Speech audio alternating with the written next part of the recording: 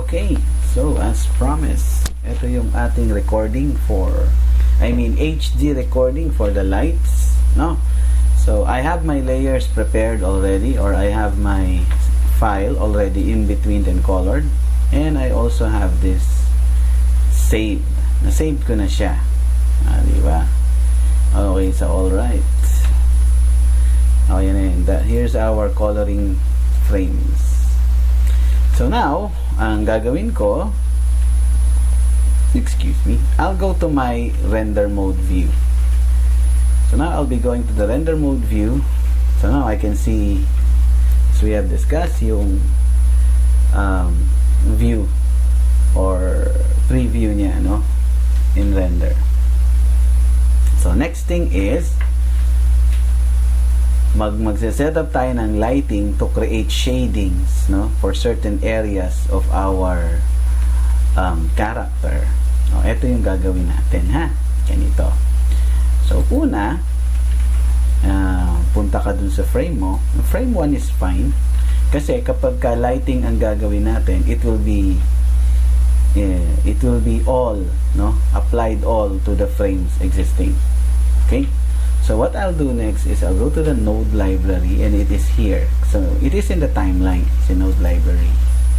Node library is in the timeline, and you can find your light sets or your lighting and other shading effects concerned with this lesson dito sa may shading tab natin. Okay, so here you just click the shading, ha? So from the node library, you go to the shading, and then you open up your node view. So let's enlarge the node view. Let's just make it a bit bigger, so that we can see the rest. Now, in our node view, so we will get first the volume object. This is the volume object node. So what does this do? I will just click the image, which is our layer. The coloring layer is going to be attached to the volume object, and we will give it an ID of 1. That's the default. And then here, I can rename it. Let's say I can rename it to Clayer. That's the character name. And then I'll close it. And that's it. Alright. Next, I'll go down here. After that, I'll go to the normal map. Normal map, this is the one that creates the shape of the shadows. So this is the one that is going to be followed by the light, no? So I will click the layer into the normal map there. So this means that the volume object, so this is the ID of the object, is going to have its normal map, the shape, no, or how the light will be passing through or surfacing, how will the light will be touching the surface of the object. Now, it is by the normal map. So I will just click this. I can rename this underscore. I'll just add the name Clayer, so it means that it's for the character, just keeping the scene organized. And then I will set it object 1, no, because that's the ID of the object. Yeah, so I'll close this for now. We will come back to it later when we arrange the settings. So after that, after the Clayer, then the normal map for the Clayer, the light shader. So this is the one that creates the lighting, the light shader, no, the one that creates the lighting, so the lighting effect. So I will just click here. So it has several node points here, right? So here, if you will hover over it, it will tell you, it will mention to you what is supposed to be plugged in there. So it says there normal map in the ports, so I'll just click there, normal map. And then on the second one, or a port at the right, it says image port. This is, no, our image port. Yeah. So I will just click it. So because you can see here, yeah, it is is meant for the image. So let me just distance this. Ayan. Let me just move this to the side so that you can see it clearly. So that's the arrangement so far. Layer, normal volume object, normal map, light shader. And also the layer goes to the light shader. Last, you will click the light shader and make it visible in our composite scene. And if it's not, you will not see the effect. So you will plug this to the composite scene. There. So that is your initial light set. Diba? So that's the initial light set. Okay? So make sure, if you will remember, right, the nodes here, the ports, the leftmost ports are the ones on top if it is in layer order. So if you will put it at the back, you will not see the light. That means the light is behind. No? Ayan. So put it at the leftmost. And okay. So next, since we have the lights ready, let us adjust first the size or the way, no, the normal map is behaving. I can adjust the following. So this is the ID. We don't touch that because it's mainly for the visibility of the object here. It's reading the ID of the volume object there. Now here, I will just type in, for example, bevel multiplier. If it is set to number 5, that means if I type here number 3, it means that's the value of 15. So you just multiply that. If I set it to 2.5, so you can even use decimals there. So it multiplies that value there. Same case with the elevation. Let's set it to 3. So that is 1. So that is becoming 3 right now. Alright, if I lessen the bevel size, yeah. Then the smoothness, if I set it to 0.5, yeah, it starts to sharpen. Or if I set it on high number, let's say 3, yeah, no, it tends to even lessen here. Okay, so that is your bevel. That is your normal map. You can also do some particular portions. Now, for example, here, because this is appearing flat, why is it not having any normals here at the area of the eyes? So you can go here at the clean up, in the add color area. Since these are different colors from the body, you can choose. That's why we have a lecture on building up your palette. You can set this into eyes, the color, and once you have added the color, as you can see, it starts, right, to take effect on the color itself, on the color of the eyes. So you can do such effects with it. So let's say I'll lessen that. Right, there. Let's say I want that effect for the eyes. Right. Then also the mouth. Set coloring for the mouth. There. So the mouth, I can also lessen the effect on the mouth. See? And then I will just adjust the bevel. Let's say set the elevation to 1.5. Increase this or lessen it to 2, and so that it will be sharpened. 0.5. Now I want it a bit sharp and I want the elevation to be high. Let's say 3. Then the softening or the smoothness, let's set it to 1. Alright, so far I'm liking this effect. A bit more, 0.75. Ayan. Diba? So it gives that 3D effect, no, for the lighting. Okay, so let's say I will even include the shadow. not have that too much there for the shadow. There. Okay, and then last, the details. Also, the details are showing there. I would like to also control the amount of light or the normal's amount over them. There. Lessening it a bit. Okay, and I'll close. Then I'll save my work. Okay, so now if I'll test so far, so those things will now be applied onto my scene. See, the lighting applies to the scene. Alright. Okay, next.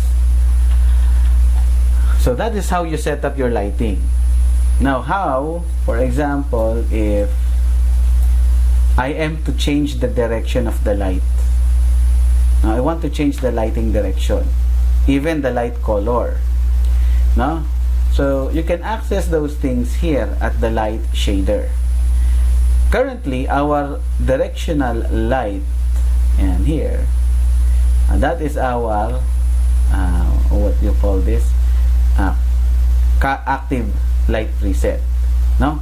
But if I want to move, since it is directional, I want to move it, you will need a peg. That's what the green port is for. That's for the pegs.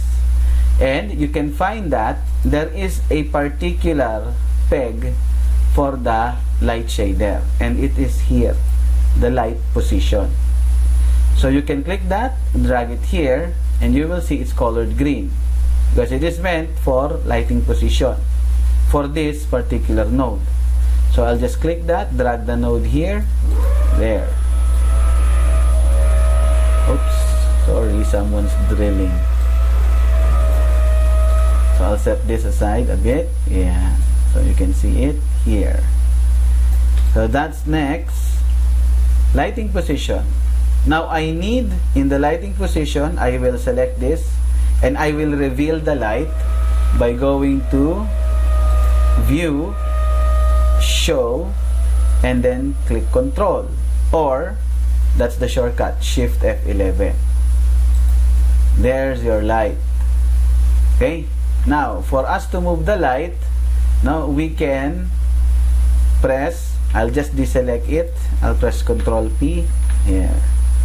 So for example, I would like to move the light because there are two ports here. One is for the position of the light, that is for moving the whole light, and then one is for the target of the light, that is moving where the light is looking at. That's the target. So I can control the two of them. For example, holding here, let's just try, and then I'll select the move tool, and then I can drag it. Right now, as I drag it in position, I'll go back to my there. No? Next, I would like to control the target, no, of this. So I can create another peg. I'll release this target position there, and then I will go to the I will Control P, yeah, and then another peg will appear there. Now I will just name this, proper naming, light 01, let's say Clayer. So it is meant for Clayer. So that means if you have several characters, they can have their own light.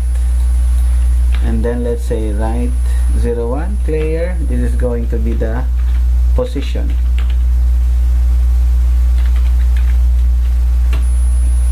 And then I'll copy. This one is going to be the target. There. So now that we have this, zooming out, there. Now I can select the target. As you can see, as I select the target, I will go to the move tool. That's what you use, no, for moving this. And then I'll just go over here, click the crosshair area, and I will be able to move it. Yeah. I'll select the position, then I'll move it also there. So as you can see now, the lighting takes effect. Right? It's happening now. Okay, and then I'll save this there. Next,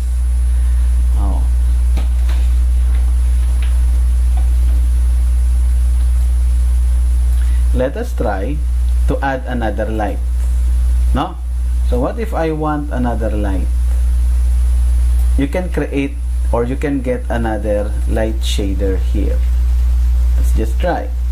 I'll click it, the light shader. I'll place it here. Oops, sorry, there, no?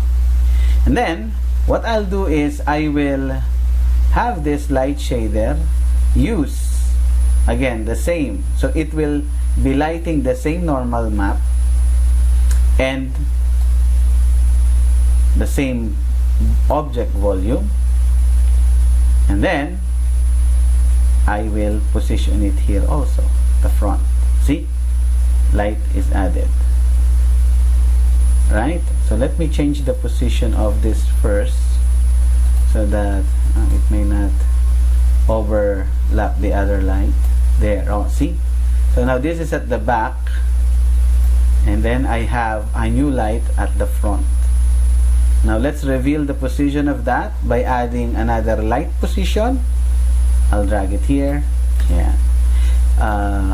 Don't mind. It may be confusing for you at first, no, these node ports, pero don't mind it much. Yan.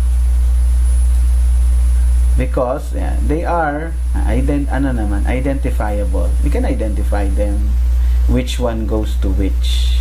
Yeah. Diba? I think if you're using layers in Photoshop, the difficult part is scrolling up and down and then reordering the layer. Now if you're a first-time node user, the a bit difficult or annoying part here is the nodes. But if they go to their proper places, which is also indicated in the ports, everything will just work fine. Yeah. So again, I'll just press Control P to bring out the pegs. Control P. I have copied this.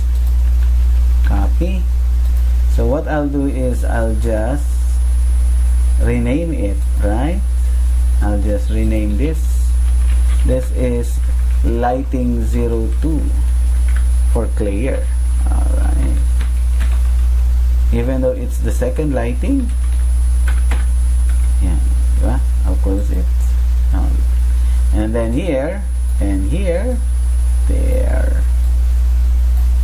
Now I can just paste. So this is once more the target. Just remember, oops, I forgot to change the L to. Just remember that the left side port is the target, the right side port is the position.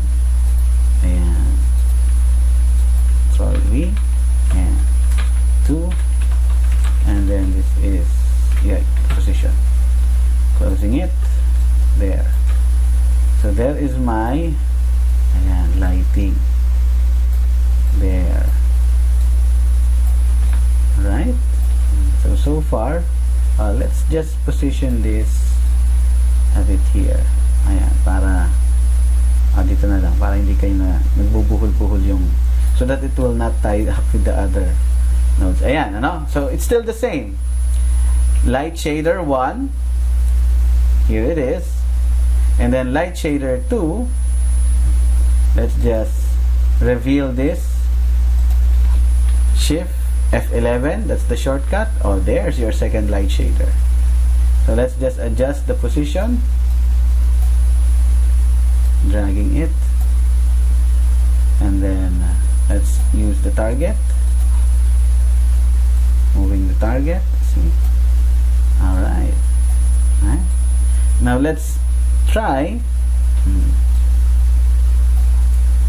Remember, when you are using pegs, this means you are going to be using the pegs for movement, and then you're going to use the move tool. You cannot move it with the selection. No, you move it with this. Yeah, that's the move tool. That's the proper way. Okay, and that's how. I'll save.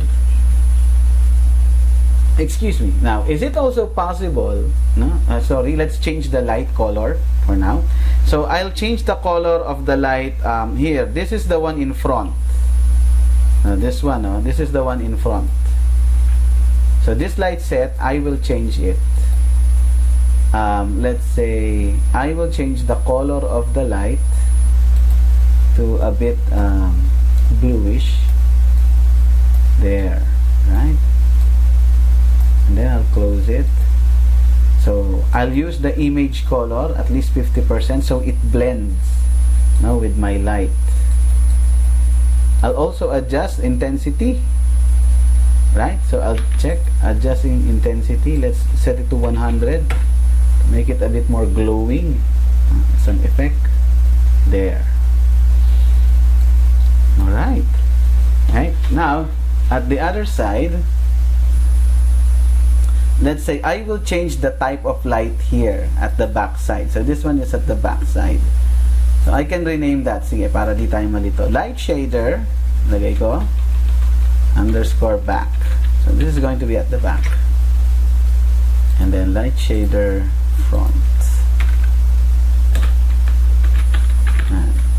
So that we are clear with it. There. So now at the back. So if I am to change this type of light, let's say, let's change the target position first. Have it here, and so that we can see the point. And then let's change the type of light into something like a spotlight. And so spotlight is an angle type of light, no, because it has a cone. So here's the spotlight, now the start of it. It has a cone, spotlight, especially the ones who are using it in stage, right? So I'll change the angle of that. So I am accessing this. The light shader settings can be accessed here at this yellow box there, yellow post-it button, no? Post-it like button. Then I'll set 45 degrees. So as I set it to 45 degrees, you see the angle or the cone shrinks, but it gets more focused, right? Now I'll just change the position of the light. Yeah. And then here you have your diffusion, right? Diffusion. So diffusion is the softness of this edge or sharpness. At 0 it is sharp, no? In a smooth way, if you press the sharp, it will be a bit too bright. In smooth, yeah, it's just blending. That's the shading type. Now I'll set this diffusion to 0.15, so you will see the edges of it softens. So it's a strong setting, see, diffusion. So I would suggest that you gradually do those adjustments, let's say by decimals, because if you will do, for example, a quick number 3, see, yeah, but you can use that.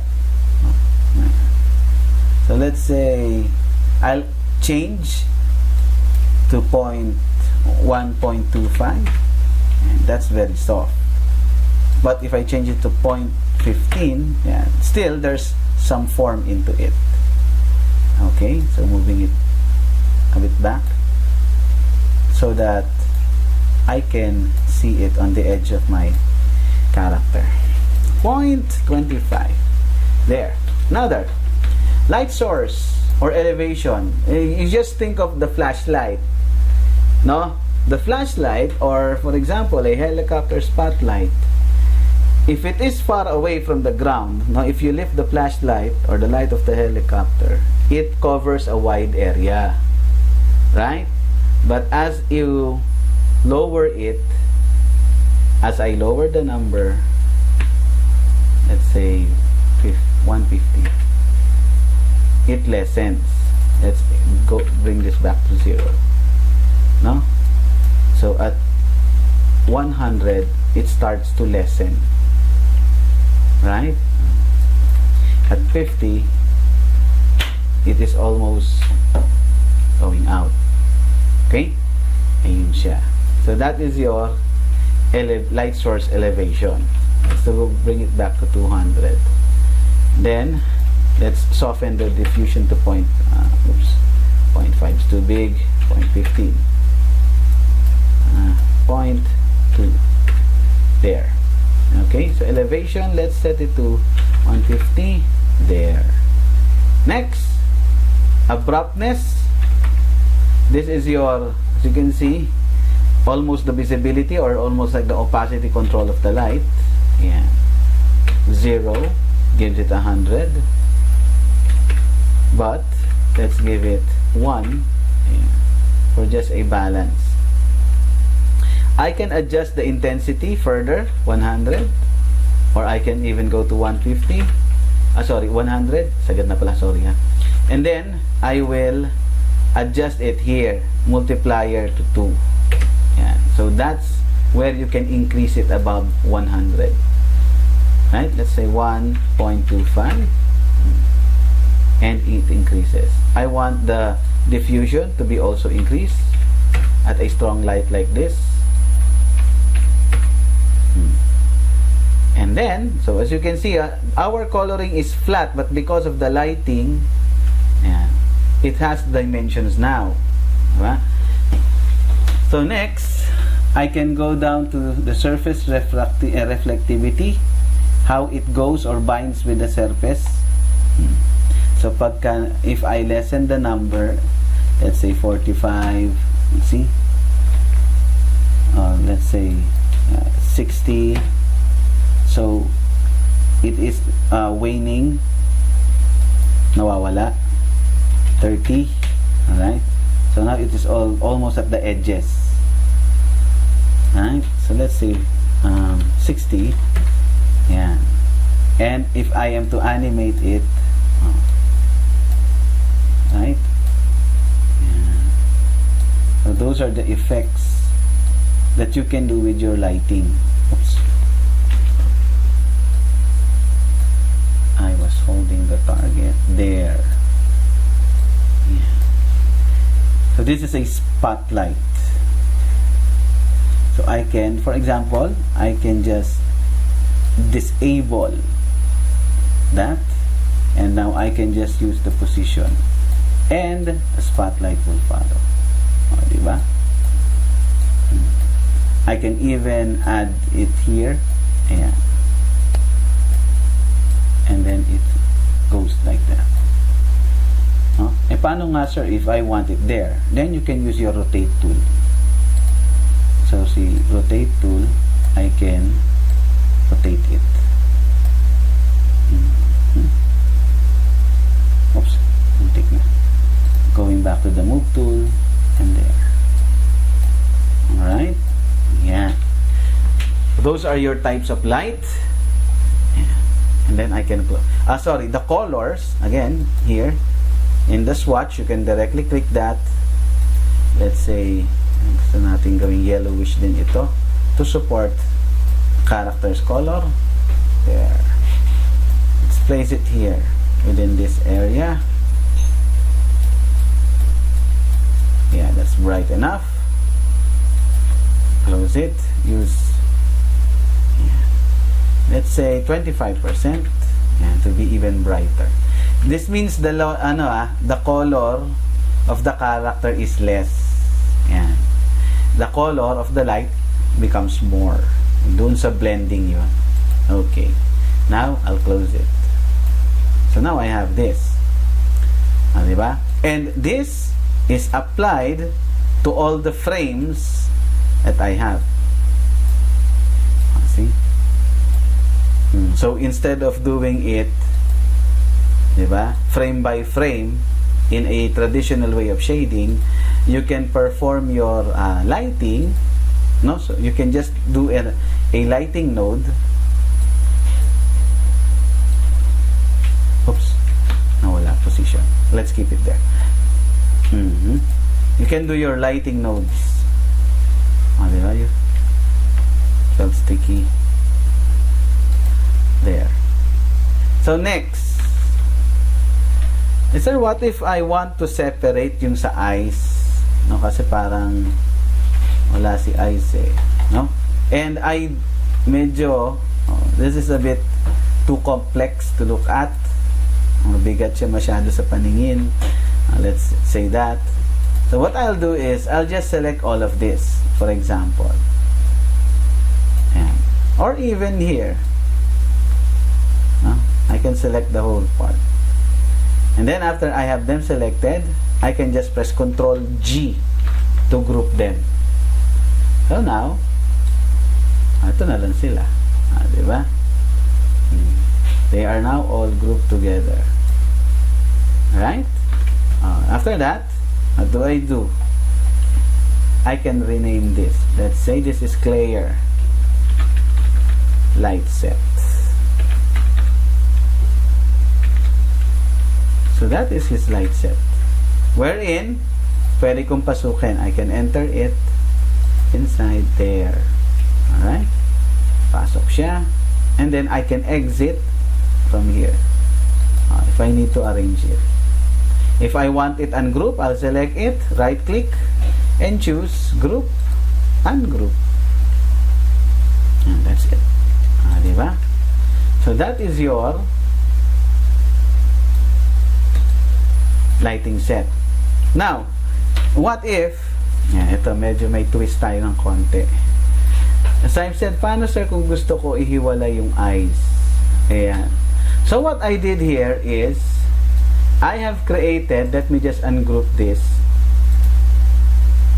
Ayan. I have created an eye layer. Ito si eye layer. Okay, so let's say, si eye layer, I will place it here para makita ninyo siya. Yan. So as you can see, I have my eyes layer. I will place it on top. My coloring, so there it is. And si eye layer. Diba? So nakikita siya. And then, lalagyan ko rin siya ng kanyang, let's say, lighting. Diba? So you can create effects like that. No? So you have the lighting. So ito si lighting. So yung lighting niya hindi magte-take effect if you place it at the back behind. Ayan. Diba? So this one, able to make a shadow out of it. Diba? If I play it, diba? Sorry. Kailangan na siyang i-render. So let's test. No? Yes. Let us test render it. See? So there is your sample there. Diba? So this means, sir, pwede kong maglagay ng separate layer and then I can recreate its own lighting. Yes, you can. Pwede naman. Diba? Pero, let me just delete it for now. That is just an example. So, ang ginawa ko doon, class, let me just remove the eye layer. And, yan. So, ang ginawa ko lang doon is, I have an eye layer.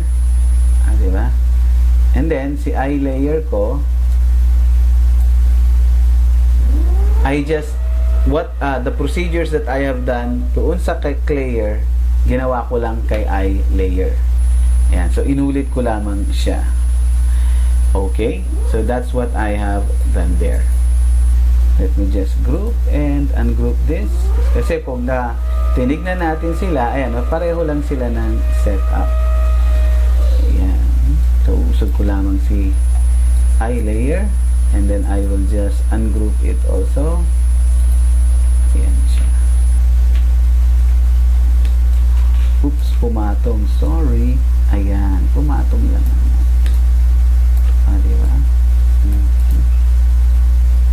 kasi ako. Okay, pinatong ko siya rito sa ibabaw. Ayun, no? Diba? If I just want the eye shining there. So, si eye meron siyang sarili. Diba? Okay?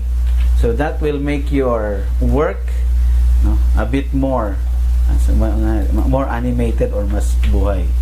A lot more alive with your variation of lighting. Okay? So, I hope you try your lighting out. Try the lighting, no? Lightings that we have discussed to further improve your work. Okay? So, thank you. And see you next week.